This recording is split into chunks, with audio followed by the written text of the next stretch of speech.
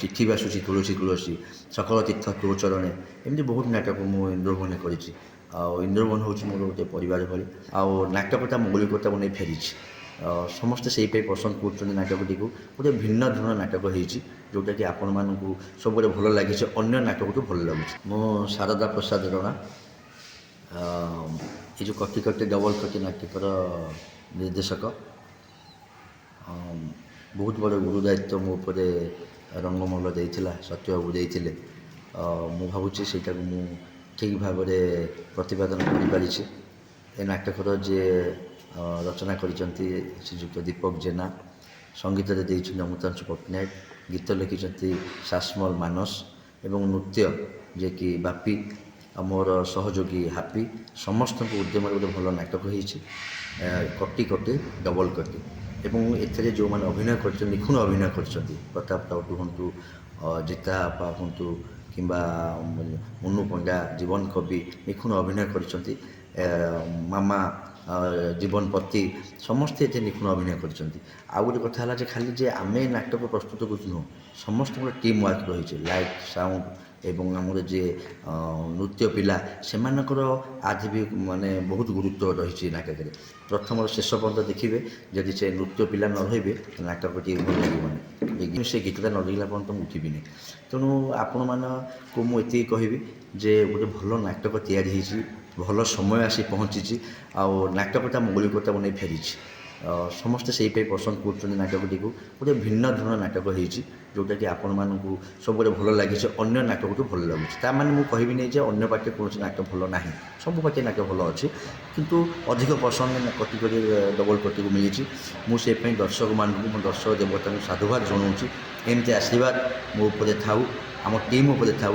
ଆଗାମୀ ଦିନରେ ପୁଣି ଗୋଟେ ଭଲ ନାଟକ ଆମେ ଦେବୁ ଏବଂ ଆପଣଙ୍କୁ ଅନୁରୋଧ କରୁଛି ଆପଣମାନେ ଆସନ୍ତୁ, ରଙ୍ଗମହଲର ନାଟକ ଦେଖନ୍ତୁ। 2ରୁ 7 ଖଣ୍ଡଗିରି ମେଳାରେ ରଙ୍ଗମହଲ ପରିବେଷଣ କରିବ। ମୁଁ ଭାବୁଛି ଆପଣମାନେ ଭରପୁର ତା'ର ମଜା ନେବେ ଏବଂ ନାଟକ ଆପଣ ଉପଭୋଗ କରିବେ। ମୁଁ ନିଶ୍ଚିନ୍ତ ଦୃଢ଼ବାଦୀ ନାଟକଟି ଆପଣଙ୍କୁ ନିଶ୍ଚିନ୍ତ ଭଲ ଲାଗିବ। ମୁଁ ତ କହିବି ପ୍ରାୟତଃ ସବୁ ନାଟକ ଭଲ, କିନ୍ତୁ ଭାଇ ଭଉଣୀ ନୂଆ କାହାଣୀ ଯେଉଁ ହେଇଥିଲା ପ୍ରଥମ ମୁଁ ସେଠି ଡେବ୍ୟୁ କରିଥିଲି ଇନ୍ଦ୍ରଭୁବନରୁ। ଏବେ ବି ଇନ୍ଦ୍ରଭୁବନରେ ଚାଲିଛି, ବିଗତ 8 ବର୍ଷ ଧରି ସେ ନାଟକ ଚାଲିଛି। ଗୋଟେ ଯାତ୍ରା ଇତିହାସ, ଗୋଟେ ମାଇଲ ଖୁଣ୍ଟ। ଆପଣ ବିଶ୍ୱାସ କରିପାରିବେନି ଯେ 8 ବର୍ଷ ଧରି ଗୋଟେ ନାଟକ ଏବେ ବି ଚାଲିଛି, ଇନ୍ଦ୍ରଭୁବନରେ କରୁଛି ଭାଇ ଭଉଣୀ ନୂଆ କାହାଣୀ। ଆଉ ବହୁତ ନାଟକ ଅଛି। ଆଉ ଏ ବର୍ଷ ଚଳିତ ବର୍ଷ ସମସ୍ତେ ଜାଣିଛନ୍ତି ଭଲ ନାଟକଟି ହେଇଛି, ଆଉ କଟି କଟି ଡବଲ୍ କଟି। ଆପଣମାନେ ଖଣ୍ଡ କରିକି ଆସନ୍ତୁ, ଭରପୁର ମଜା ନିଅନ୍ତୁ, ଭୁଲ ଠିକ୍ ବି ସମୀକ୍ଷା କରନ୍ତୁ, ମୋତେ ଜଣାନ୍ତୁ। ମୁଁ ନିଶ୍ଚୟ ଚେଷ୍ଟା କରିବି ଆହୁରି ଭଲ ନାଟକ କରିବା ପାଇଁ। ଯେଉଁ କଟି କଟି ଡବଲ୍ କଟି, ଆ ପୂର୍ବରୁ ଆପଣ ଆଉ ସବୁ ନାଟକ କ'ଣ କ'ଣ ସବୁ କରିଛନ୍ତି? ଦେଖନ୍ତୁ, ଏ ବର୍ଷ ତ ମୋର ବହୁତ ଭଲ ନାଟକ ସବୁ ହେଇଛି। ସିଂହବାହିନୀ ଗୋଟେ ନାଟକ ଅଛି, ଅରୁଣ ବାରିଙ୍କ ରଚନା, ଏଠୁ ଅନ୍ତେ କରିଯିବ ଶେଷ। ତାପରେ ଇନ୍ଦ୍ରଭୁବନରେ ମୋର ପୁଣି ନାଟକ ହେଇଛି ସକଳ ତୀର୍ଥ ତୋ ଚରଣେ, ଯିଏକି ମୋର ଗଡ୍ ଫାଦର ସନ୍ତୋଷ ନାରାୟଣ ଦାସ ତାକୁ ରଚନା କରିଛନ୍ତି। ଏବଂ ଆଜି ମୁଁ ଯେଉଁ ପରିଚୟ କଥା ମୋତେ ପଚାରୁଛନ୍ତି, ମୋତେ ଆକ୍ଚୁଆଲି ନିର୍ଦ୍ଦେଶକର ପରିଚୟ ମିଳିଛି ଯାତ୍ରା ଇନ୍ଦ୍ରଭୁବନ, ଭାଇ ଭଉଣୀର ନୂଆ କାହାଣୀ। ମନୋଜ ନାୟକ ମୋତେ ସେଥିରେ ସୁଯୋଗ ଦେଇଥିଲେ। ଆଉ ସେଇ ଭାଇ ଭଉଣୀ ନୂଆ କାହାଣୀ ପରଠାରୁ ମୁଁ ଆଉ ପଛକୁ ଫେରିନି। ପ୍ରତିବର୍ଷ ମୁଁ 2-3 ଖଣ୍ଡ ପାର୍ଟି କରୁଛି, ଆଉ ନାଟକ ଭଲ ଚାଲିଛି। ଏ ବର୍ଷ କଟି କଟି ଡବଲ୍ କଟି ଗୋଟେ ହାଇଲାଇଟ୍ ନାଟକ ହେଇଛି, ଲୋକମାନେ ପସନ୍ଦ ଅଧିକ କରିଛନ୍ତି।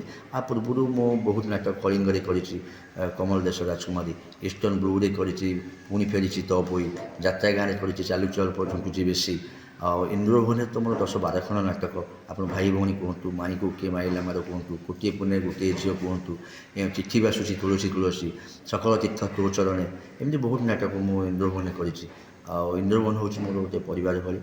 ଆଉ ସେ ମୋତେ ବ୍ୟାଗ୍ ଦେଇଛି, ଯିଏକି ସମସ୍ତଙ୍କ ଆଗକୁ ଯିବାକୁ ହେଲେ କାହାର ନା କାହାର ଗୋଟେ ହାତ ଦରକାର।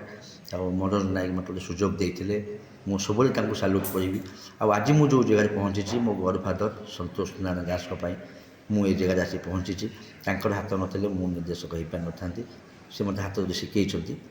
ଆଉ ଯେଉଁଠି ବି ସେ ଥାଆନ୍ତୁ, ଆଜି ଆପଣଙ୍କ ଜାଗାରେ ମୁଁ ଏଇଠୁ ତାଙ୍କୁ ସାଲ୍ୟୁଟ୍ ଦେଉଛି, ମୁଣ୍ଡିଆ ମାରୁଛି, କୋଟି ପ୍ରଣାମ ଜଣାଉଛି। ସାର୍ ଆପଣଙ୍କ ଆଶୀର୍ବାଦ ଏମିତି ଥାଉ, ମୁଁ ଏମିତି ଆଗକୁ ଯାଏ।